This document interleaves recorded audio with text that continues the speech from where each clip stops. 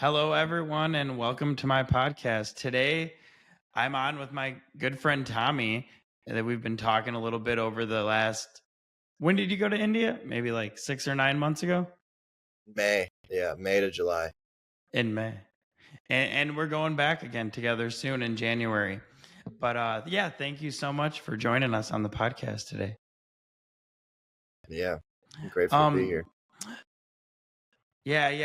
Before we get into everything, maybe I can just lead us in just a short prayer and then we can get started. So, everyone on, maybe we can gently close our eyes and invite God, Guru, Self, whatever higher power we are connected with into our hearts so that we can listen and participate in this talk from a spiritual and reverential place. And just take a couple of deep breaths into the heart, letting everything go.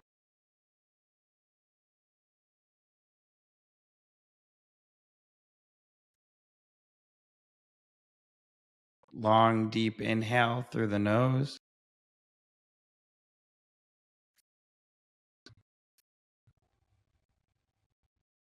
Exhale. And one more long, deep inhale through the nose.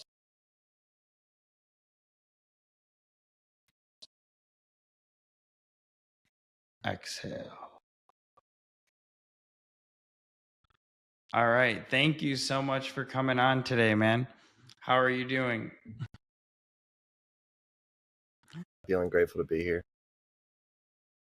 Beautiful. I would love to start with just asking you a little bit about your life story and how you entered upon your spiritual path or woke up to it on this life and just what things were like for you, from growing up until now. Yeah, I feel like I've definitely had a draw towards spirit and towards the heart from a very young age.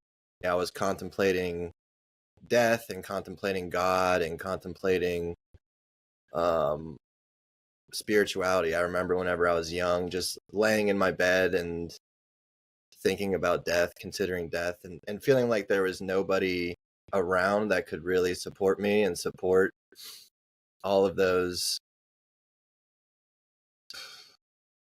mysterious parts of life that were coming up.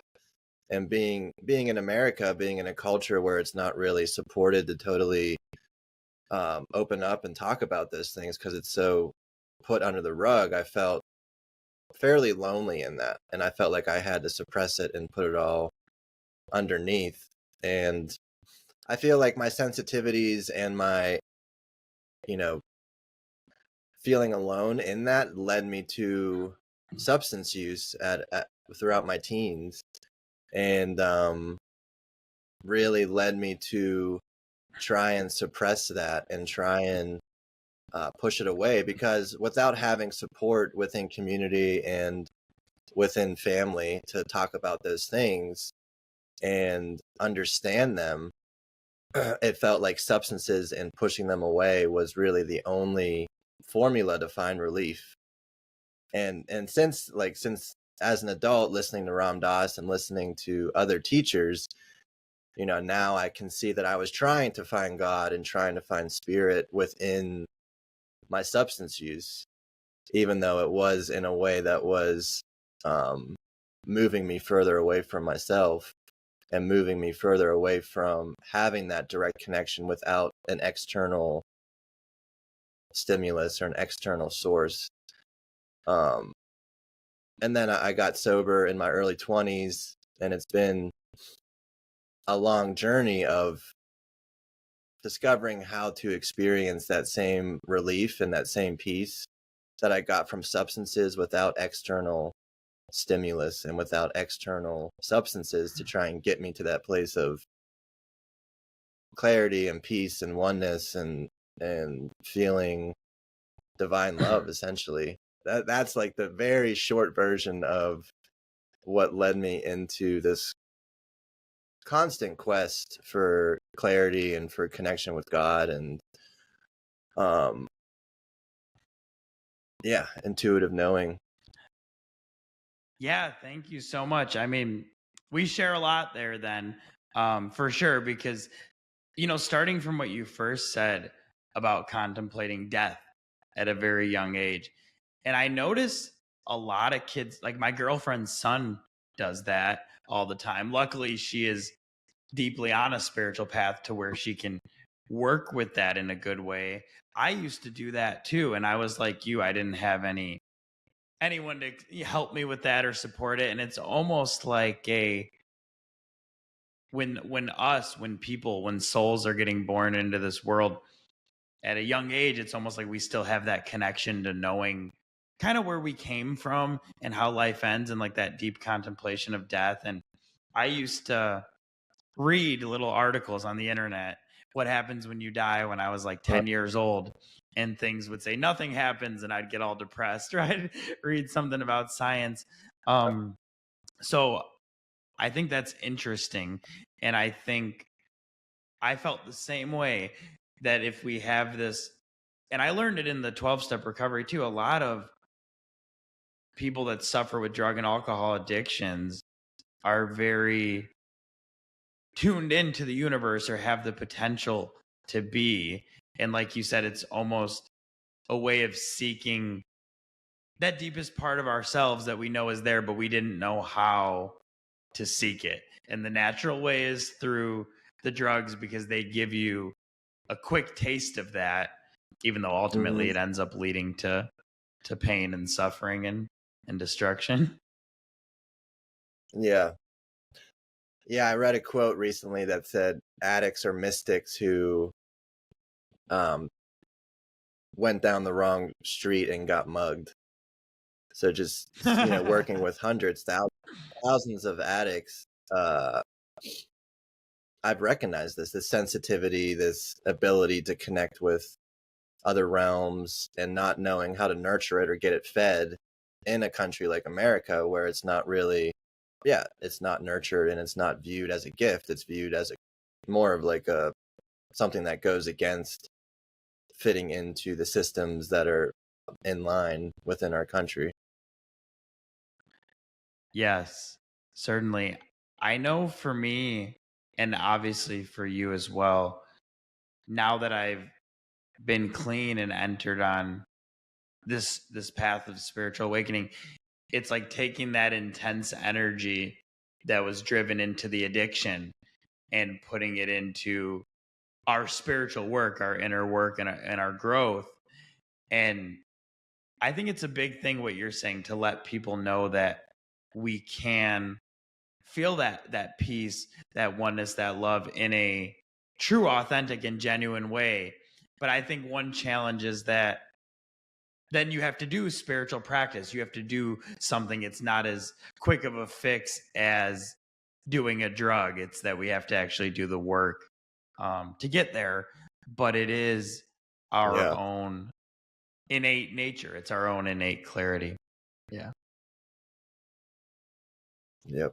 So how did that look like for you then, now transitioning into a spiritual path? How did you find Ram Dass and end up in India and all of these things? So, yeah, when I was in my early 20s, I went to my final rehab, which was my fifth rehab. And when I was there, it was like the way I explain it is my brain and the obsessive loops were so quick and so rapid in there. Like I felt like I was going completely insane.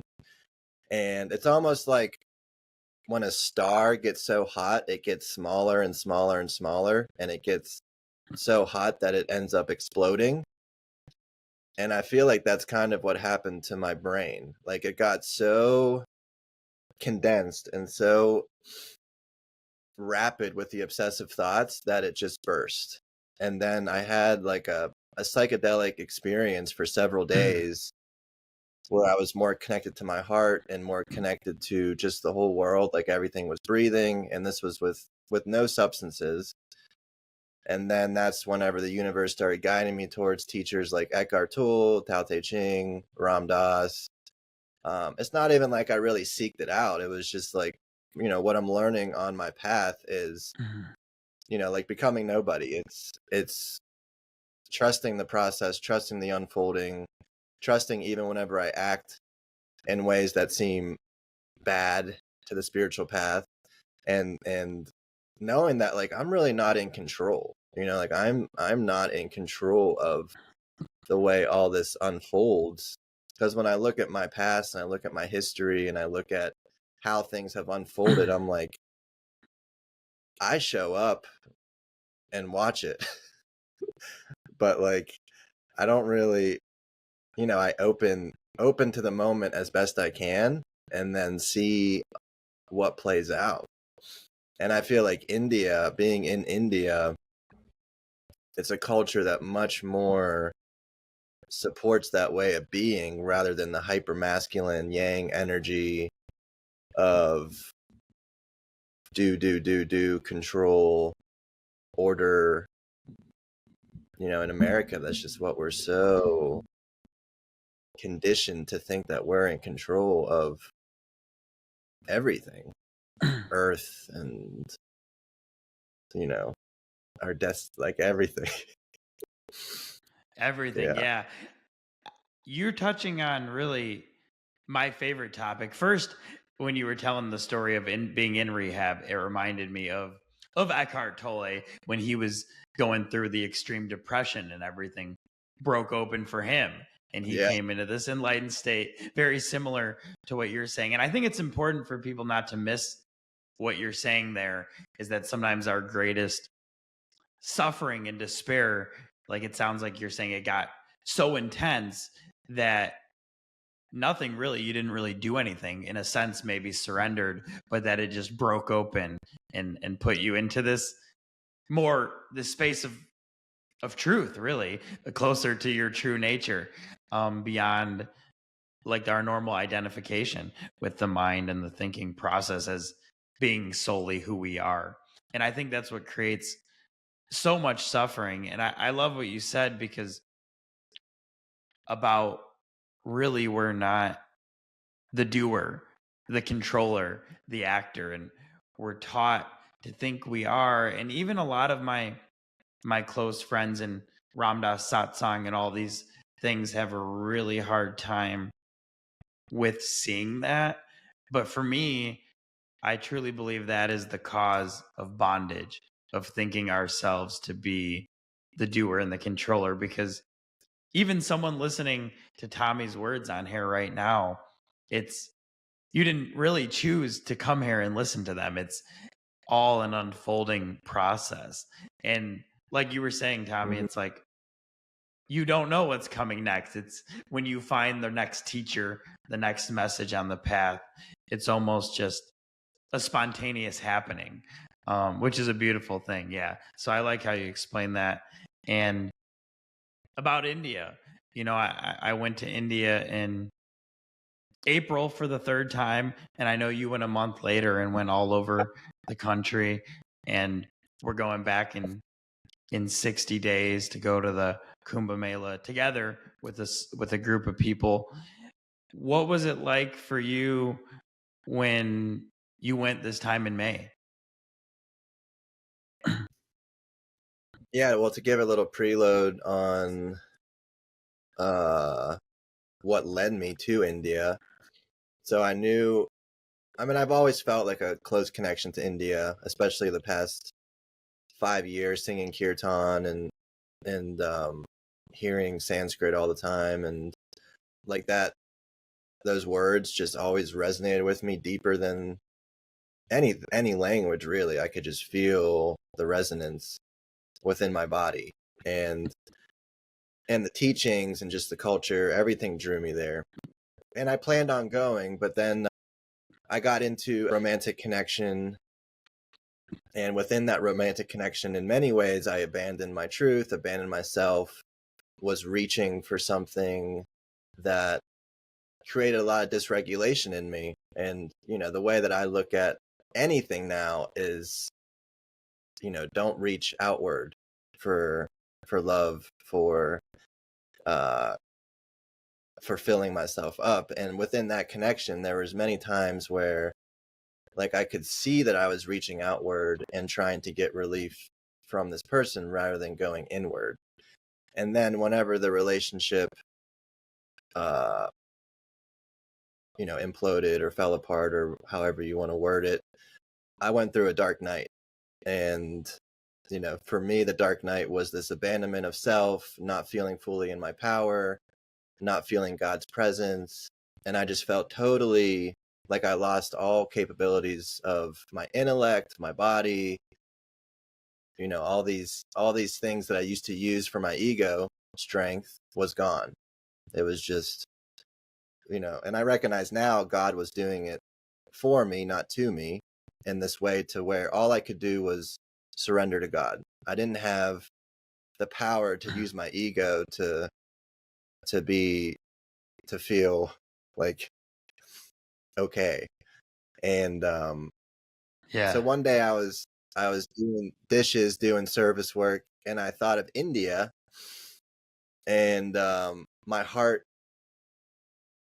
opened up for the first time in weeks and months, and I was like, okay, now it's time to go to India.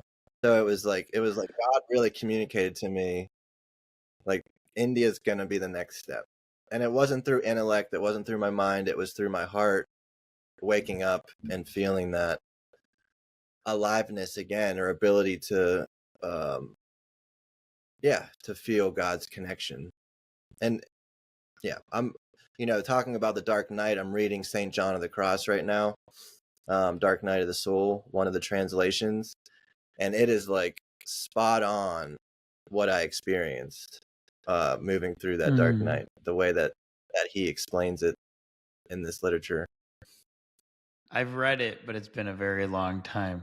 I should read it again. That's incredible. Yeah, and I love you bring all that up because, well, one, the dark night of the soul is something that I think everybody goes through, many of them and at different points, but understanding that it is something and that we can have the courage to face it, to learn from it, to grow through it. And like Ramdas said, ultimately, suffering is grace, and that to the ego, it's so hard and sucks so much.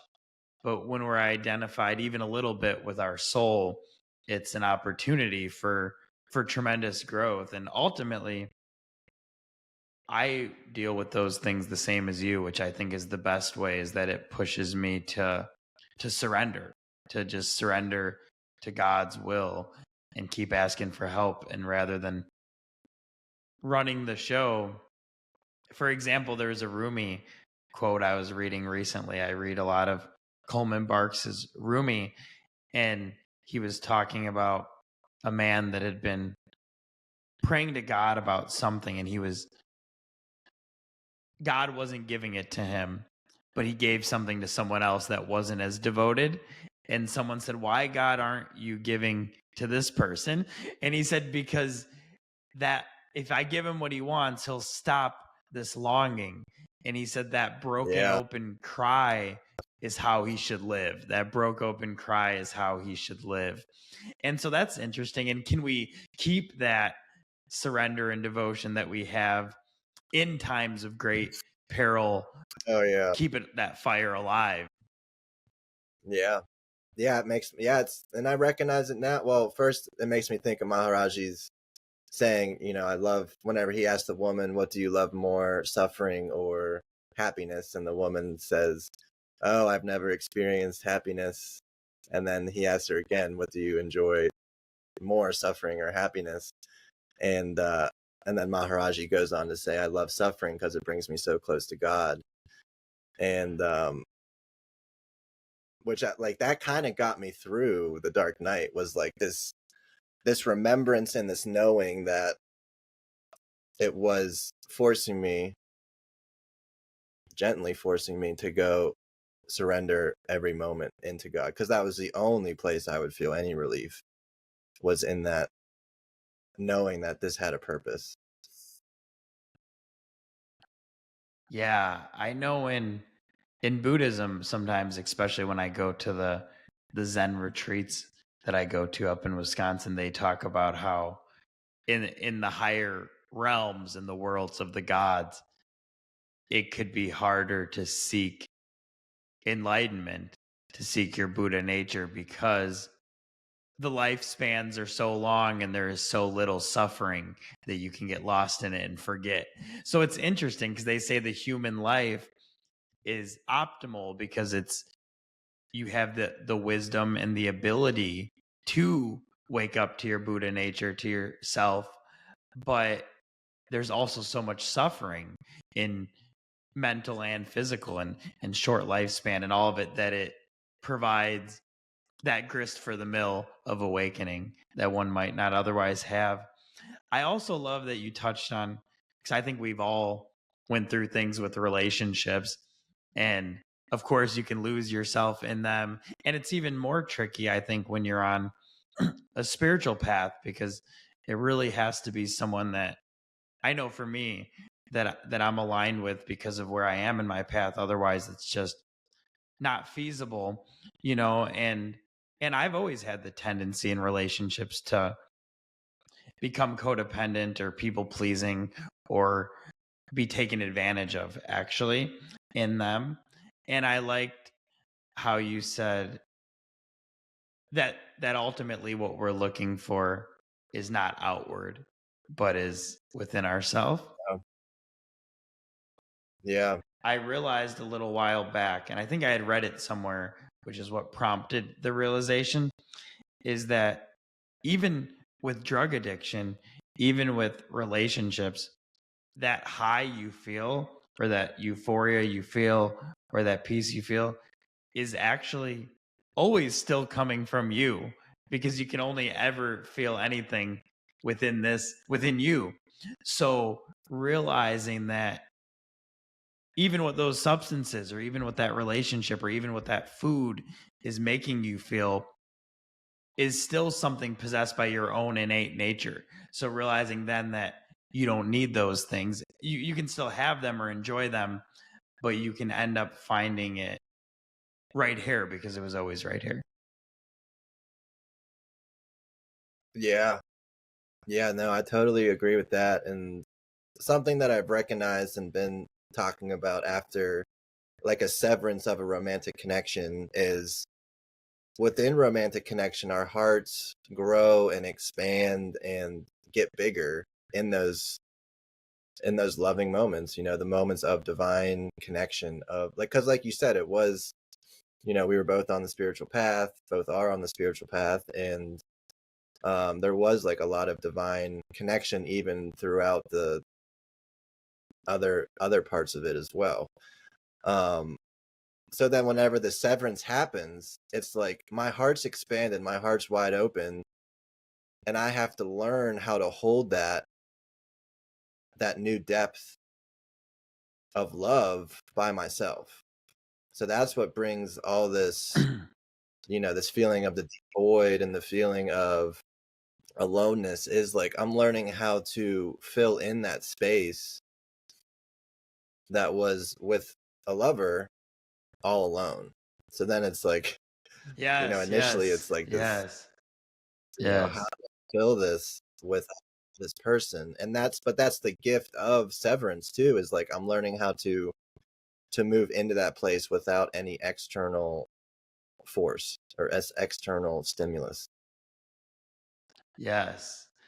I love that. And I know Maharaji also has a quote saying that I love, that the time you're with someone is predetermined, and also when that ends, and that one should not grieve, which doesn't mean we don't grieve at all, but just seeing that, I think is interesting, because I too was recently in some relationships over the past couple of years, two of them that were very spiritual people, and one was with somebody I traveled to India with, and kind of like you were saying, there was very incredible divine connections, miraculous unfoldings, almost movie like things that took place with this Leela that was going on, that made me sure, oh, this must be meant to be.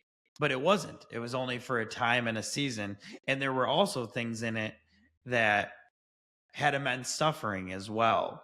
But it was interesting seeing, and then can I see that and be really grateful for it and remember it?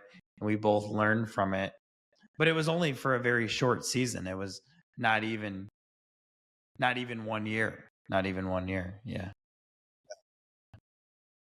I was wondering about your time in North Carolina with the hurricane in Asheville, because I know we were going to do this interview a while back, and then the hurricane happened, and I know it was really, really bad and devastating, and to a degree that it's usually not out there. And I know people suffered and lost their lives, and you were right in the midst of that. So I was just curious on how you helped, how you navigated that, how you viewed even what happened and just everything involved. Yeah, so I feel like my trip to India was a preparation for this, because I view almost all of it as death work now. It's all death work in the sense of noticing the impermanence, noticing the inevitability of our physical death. Um, and Helene really just blasted that in front of all of us in this area. Just the reality of, like, we're not in control. God, nature, the elements have so much more power than we can even we can't fathom it with our minds. And so I woke up the morning after the flood with alarms everywhere, sirens everywhere, ambulances all over the place. I'm in a town called Fairview, and there was a landslide right up the road from me, and it ended up killing 15 people. Oh And my gosh.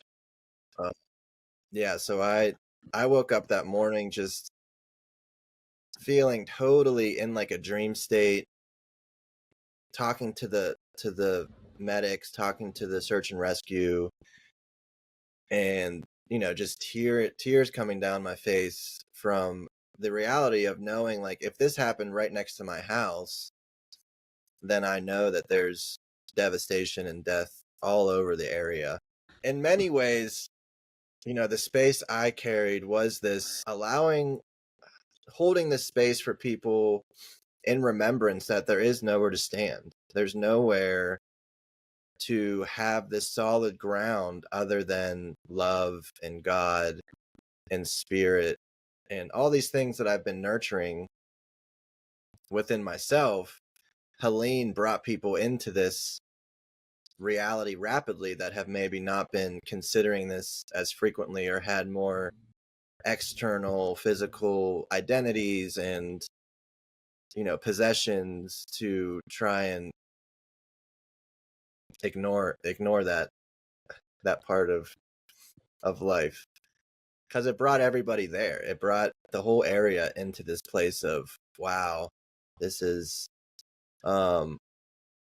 completely flipping things upside down. Because what I've been recognizing a lot of on my spiritual path just the last couple of years is the spiritual path is more of a descension rather than an ascension.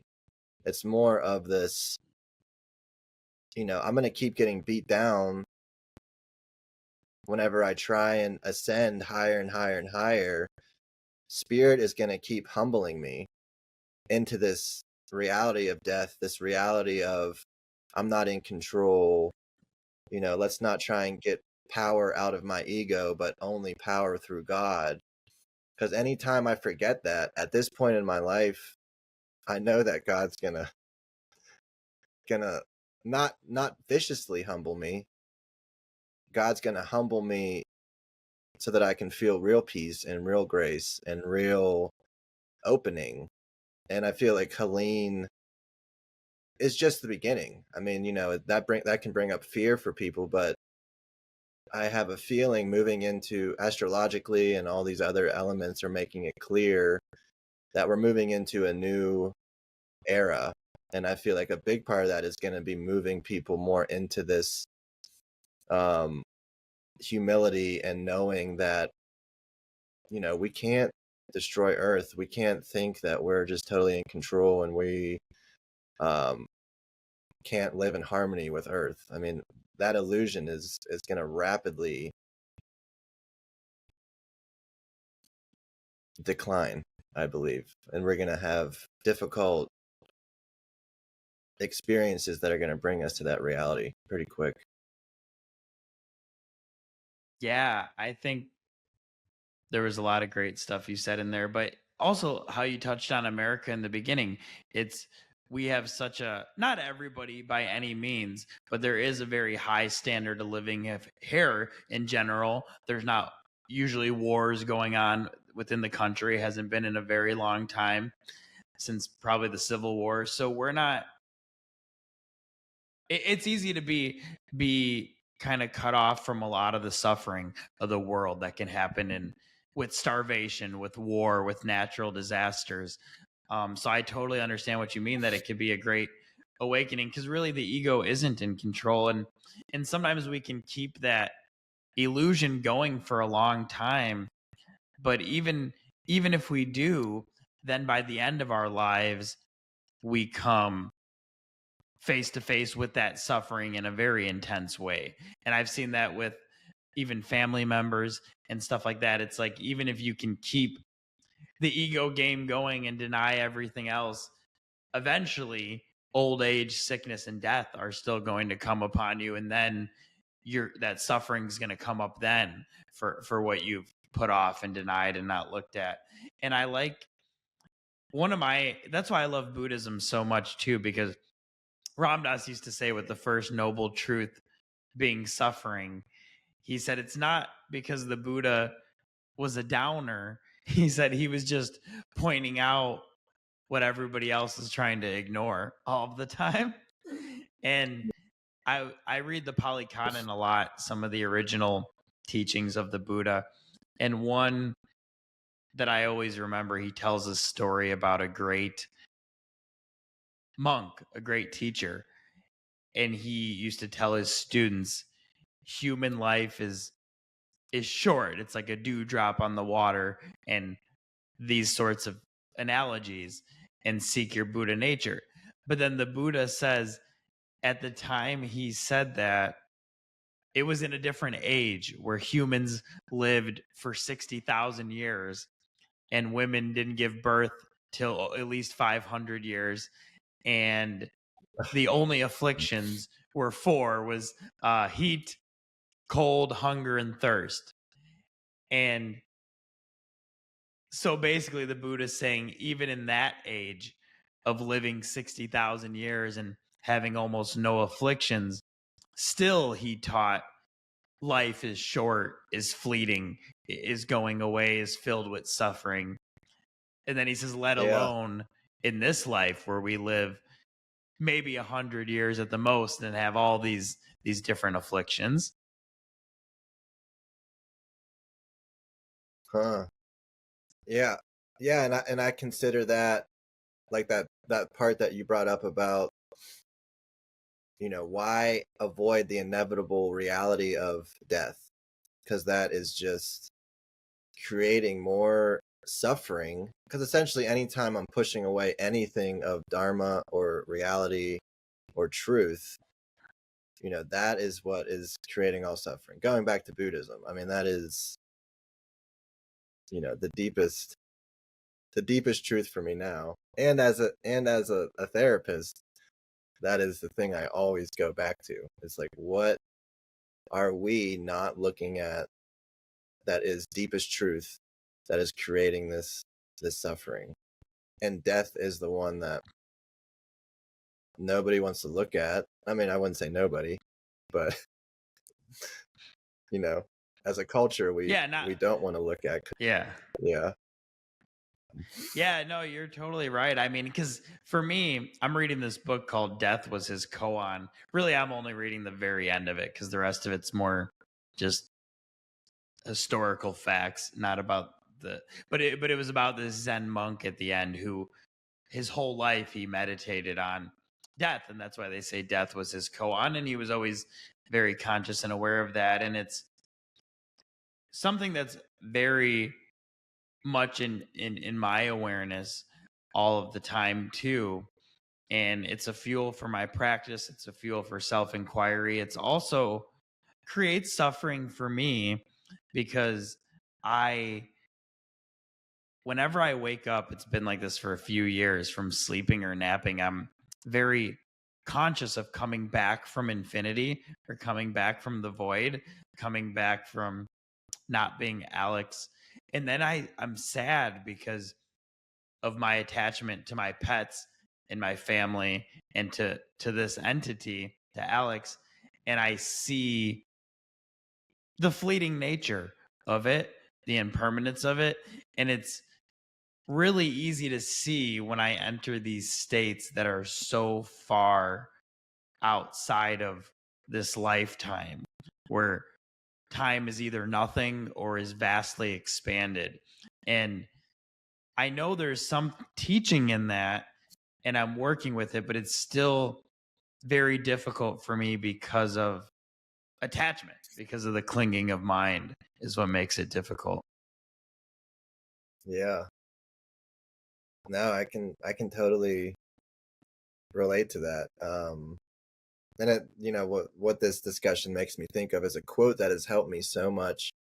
I don't think Ram Dass said it, but I think he quoted it as well. Is "You're already dead. You're already forgotten. Now you're free to live." Yeah. And it's That's what we just have there's to just embrace, a huh? yeah, there's just a deep freedom that I feel in my body whenever I really connect with that. Of like, it takes away all that I need to be validated. I need to be loved. I need that. I need, me. Um, and it allows me to go into service and into truth without all those little parts trying to get all of my needs met before I die. Yeah. I woke up the other morning thinking of this man, Frank, that used to be really nice to me when I got sober in AA. And he died probably like 4 or 5 years ago. But I just woke up thinking about him and like, where is Frank now? Who remembers Frank now? Who's going to remember Frank in 10 years? But that's all of us. That's all of us, like you said. And I think it reminds me, Ramana Maharshi says, you go to sleep at night and you don't have any, you're gone, right? Or you're in a dream. And then all of a sudden you wake up and all these problems start again. Or you didn't have these problems 50 years ago or 100 years ago before you were born. But all of a sudden now you need all this stuff and you got all these issues going on. And it's really interesting to just hold that in perspective. And like you said, which I really appreciate, I think that when I contemplate death in these ways, I'm thinking we all are aware of our mortality. So there must be, like you said, a large amount of us in our society that are just kind of putting it off, ignoring it, and kind of trying not to worry about it. Um, which yeah, that's how it seems to me, I would say. Yeah. But yeah, so I just think for anyone listening, just embracing, at least contemplating and embracing that, and also not letting it lead you to a stress or anxiety to get things done, but also realize that there's a quote I really like that says delay is doesn't matter in eternity, but it's tragic in time. And I Mm, think Rumi also says you don't want to leave this world regretting I didn't do what I know that I should have done while I was here, and using that impermanent knowing to inspire you and also to live your highest truth and highest potential, because we can spend so much time like what other people want us to do or worried what people think, and none of it matters in the end. yeah. And that yeah, the saying keeps coming up for me is the Tao Te Ching of in doing nothing, everything is done. So I mean, I would say the biggest thing in American culture is this growth mentality, this like always improving, the addiction to like always bettering ourselves and always stock growth and company growth and building growth and just all this mentality of like the future, the future, the future. And it's like that's what's keeping us from just being right here right now in this. It's like everything's okay right now, and let's see what unfolds. If everything was okay right now, let's see what unfolds with just being okay in the moment and seeing what unfolds out of this, knowing that everything's okay. Because if we keep running to the future and building, we're not paying it. We're not in deepest truth. We're not in deepest clarity. We're not in, God consciousness, because we're trying to control. I mean, essentially, it is just way too much yang energy. Yeah. Yeah, way too much yang energy. Yeah, it's interesting to note that I know what you mean. It's like even the things that, and I seen this once when I did, because even though I got clean, so I got clean from drugs um, and alcohol 8 years ago, but I've done some guided psychedelic mushroom trips, or really just some on my own. And the first one I did, Yeah. I did like a huge dose, and what I seen was that what most people think is improvement is actually binding us further to samsara, to illusion, to our own karma. So that's interesting. You say that because even what society thinks, oh, good job. Oh, this is great. Oh, we're improving this. We're achieving.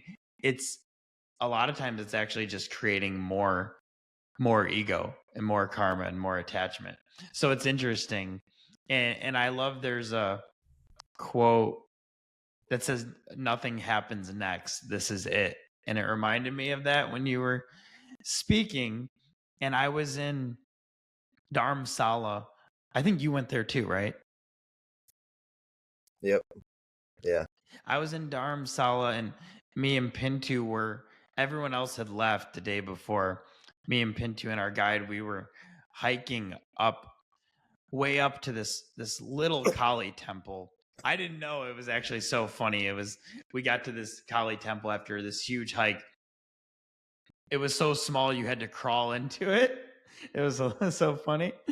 Uh, Yeah, you actually had to crawl into it. And there was a priest, Pujari, hunched over in there, which was how tiny it was. But you could. It had little rooms where people could stay there. But my point was that there was 6 or 8 men that were up there, and they were just hanging out. We were up there for a couple hours, and they were eating and drinking chai and kind of just resting at this place way up in the mountains in North India, in Dharamsala. And it's interesting, because the ego achiever part of myself, sure, I could do that in India maybe, but if I was back home, I would be thinking, what should I be accomplishing? What should I be getting done? What do I need to achieve next? And these people are they're just being here now. They're just drinking chai with us, hanging out. There was nowhere else they were going to run to. So it's interesting. yeah. Yeah. I mean, I was downloaded like a few words that I repeat to myself often, which is there's nowhere to be, there's nothing to do, sit back in grace and let peace flow to you. And I need to repeat Wow. that to myself all the time, because I live in this culture where it's like peace is out there and you have to do stuff to feel good about yourself and you have to do stuff to be loved. And it's also reminding me of like, I am going to be born with the same amount of deservingness of love as I will die with, no matter what I do in the middle. Damn. And that's good. that helps that helps me not judge everybody and not compare myself with everybody and just live in this mentality of like everybody is getting the same amount of love from God, no matter what they're doing. Um, and that has to be whatever they're doing, literally whatever they're doing, not like not them, like whatever they're Yeah, doing. yeah. Yeah, I like that a lot. And I also know that that's incredible. Thank you. That the more tuned in we are with spirit and the more intentional we can do more by doing less. The acts that we do are more effective.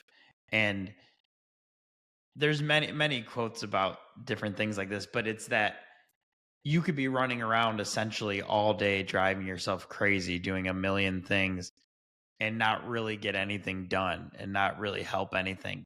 Or you can slow down and intentionally tune yourself with God, and the things you do and the places you find yourself are very much more aligned and much more from a place of spirit versus ego rushing around, and you actually get more done with less, which is interesting. And I also noticed from what you Yeah. said, and I do that too. Like I'll do a bunch of things and I'll say, "Oh, I feel good. I got a lot done today." But really, I'm worth no more or no less if I got a lot done or if I got a little done. Yeah. Which also Yeah. brings me I to mean, note, go you said, go ahead. well, I was just gonna say, going back to Helene, talking about that, like whenever people are in crisis and everybody's in crisis, like there were many, like you could see that people were just wanting to be of service, wanting to help, but it got to a point where people were serving in a way that wasn't the most helpful because they weren't able to slow down and really listen to what, I mean, myself included, I fell into it for sure, like slow down and listen to what was most needed in the moment rather than just uh being in crisis mode and trying to like do rather than slowing down and really listening to the best way to use energy and use life energy every moment. Yeah, Ramdas used to talk about, because I know he did so much service. Then I want to ask you about Course in Miracles, but Ramdas used to talk about it's all about the energy we're conveying, right? He said you can feed somebody and still leave their spirit starving if you do it from a place of I'm doing this for you, or you can do it in a way where Mm, everyone is fulfilled and there's no doer in it and it's just being here now. And I think, yeah, just being conscious of the way in which we interact with others. Like I realize, and I learned this also from Ramdas, like most of life, is that we don't need huge interactions with people. Even in very short interactions, a lot of spirit can be conveyed if we're conscious, present, and attentive. Not just with disaster relief, but with someone at a phone call or a meeting or a therapy session or at a store that we run into. With if we're really there, sometimes it only takes a few minutes or a few moments and we can really do what God has us there to do, which is interesting. And when you read the stories about Neem Karoli Baba, about Maharaji, a lot of the interactions he had with people that changed their lives were just a couple of words that had behind it his heart, his essence, just a couple of moments. And that was, even with Ramdas, that was all it took, was him saying, you were out under the stars last night. You were thinking about your mother. She died of spleen. And Ramdas, his mind breaking down, because how could this Indian guru in the Himalayas in the late 1960s know this? What I hadn't told anyone that was going on inside me the other night. But not just him knowing that, but him giving Ramdas the transmission of love. That energy current behind yeah. that knowing is what really broke him down and what really changed him. Yeah. But we can all take that for how we interact with people in the world too.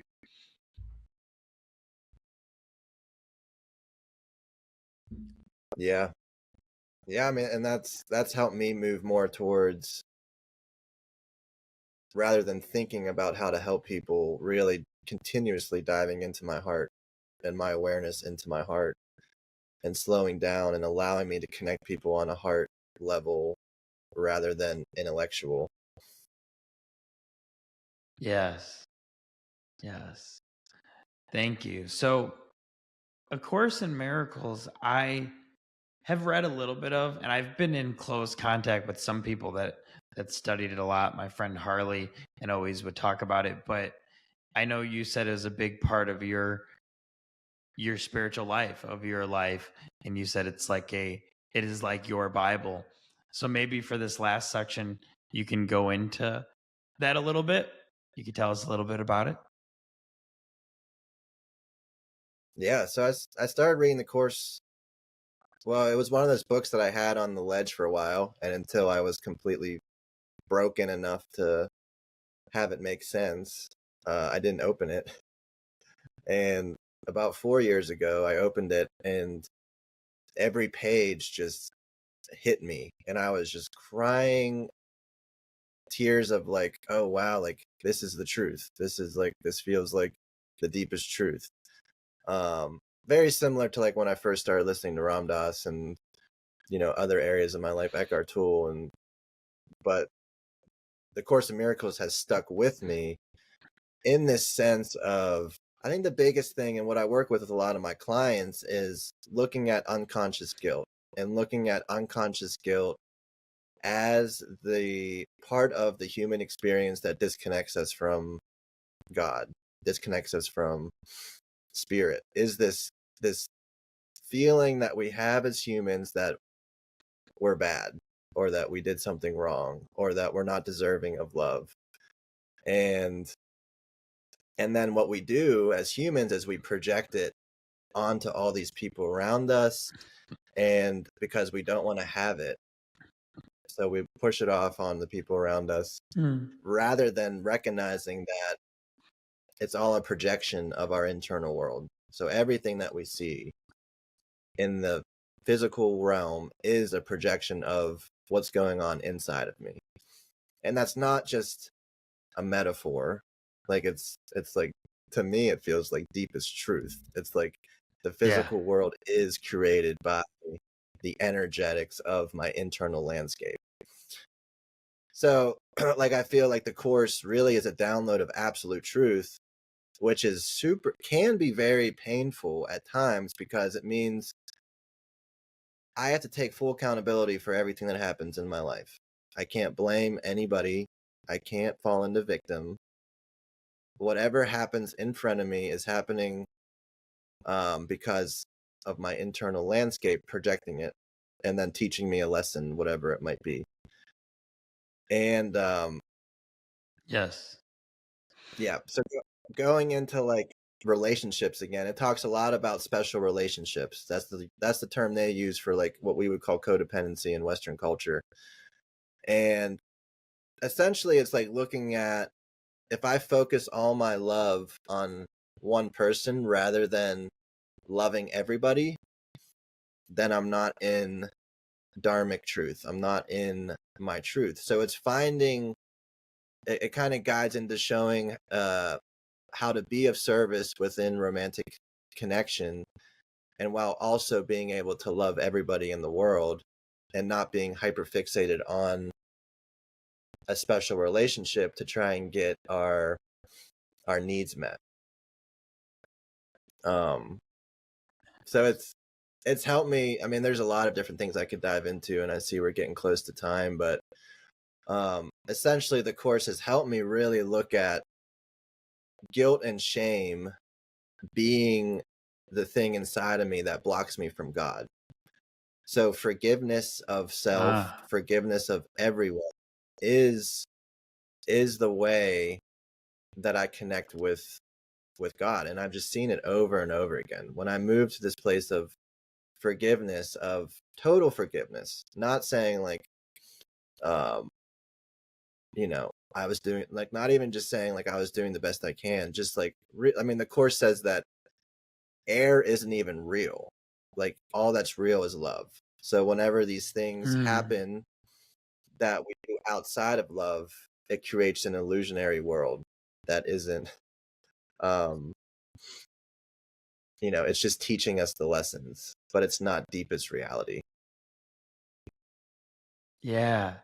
That's incredible. I do remember, yeah, really it's all love.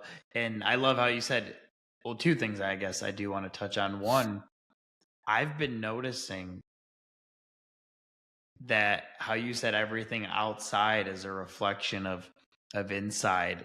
And in Hinduism they talk about the Leela as the play, but I've been noticing Maharaji, who's behind me, Leela in my life is that he's having me learn through all of these different things that appear in my life, almost as if it's a movie. But it's, if I can pay enough attention, each situation is something manifesting that's, like you said, is really from inside outside, and it's teaching me something, showing me something, and I can learn through that and ultimately learn to see love through it. And doesn't A Course in Miracles, it's been a very long time. I read it once on a trip in Las Vegas with my dad. We had a free trip out there, like 6 years ago, maybe.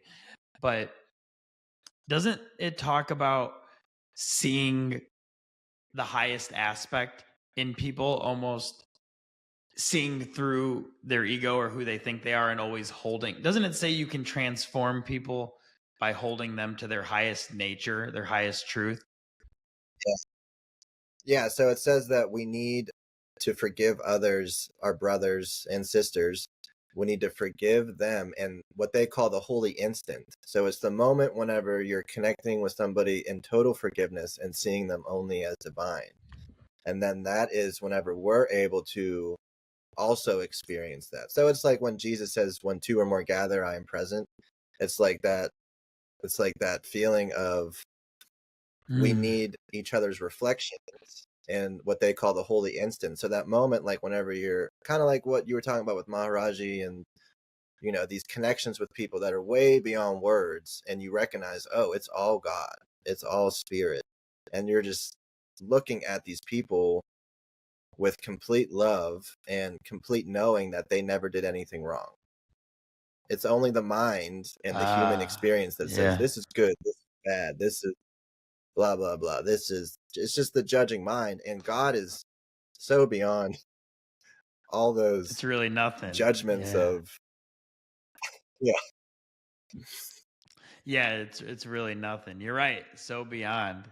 Well, I think that's a great note for us Right. to finish on then. Thank you so much. That note of freedom, that note of knowing that, like you said, God is so far beyond our self judgments and our judgments of others. So maybe we could all lighten up a little bit. Is there anything else you wanted to say? Decondition. Well, I was just saying, yeah, decondition a lot of the stuff that we may have been taught within more organized religion growing up. Because in many ways, it has been the complete opposite of what I was conditioned to believe in a more rigid, conventional um, religion as a kid. Yes. Yes. Thank you so much, Tommy. That was incredible. And I look forward to being in India with you soon. Ram Ram. Yeah, Namaste. let's see. Brother.